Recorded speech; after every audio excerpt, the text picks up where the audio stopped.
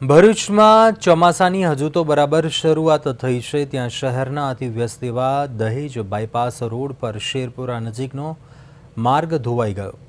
વરસાદના પહેલા રાઉન્ડમાં જ રસ્તા પર મસમોટા અને જીવલેણ ખાડાઓ પડી ગયા છે, જેને કારણે આ માર્ગ પરથી પસાર થતા નાના વાહન ચાલકો અને ટુ વ્હીલર સવારો અવારનવાર ખાડામાં પટકાઈ રહ્યા છે તેમજ અકસ્માતનો ભય સતત તોળાઈ રહ્યો છે.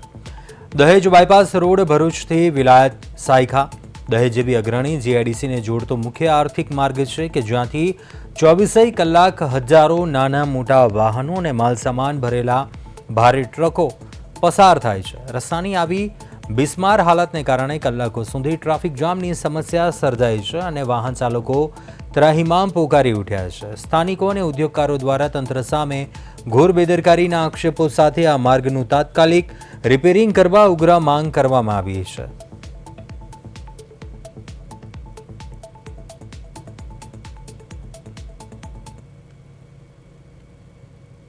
2013 થી આ સમસ્યા છે. આનો કોઈ ઉકેલ લાવતા નથી.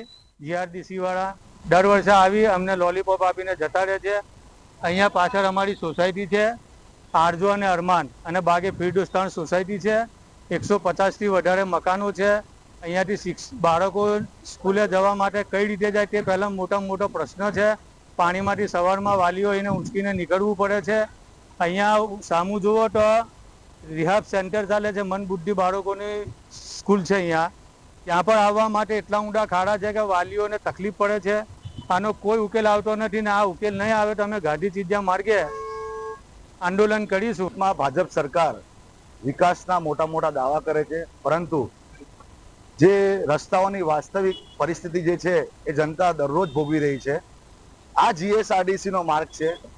રાજ્યની ભાજપ સરકારનું કહી શકાય કે સૌથી ભ્રષ્ટ ખાતું હોય એ આ જીએસઆરડીસી ખાતું છે, જે દર વર્ષે કરોડોના રોડ બનાવે છે અને એ રોડ દર વર્ષે ધોવાઈ જાય છે.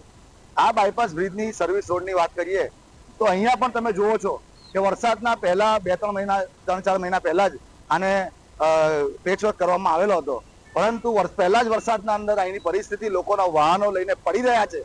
જે મોદી સરકાર અને નીતિન ગડકરી મંત્રી કહેતા હતા કે સ્પેસ ટેકનોલોજીના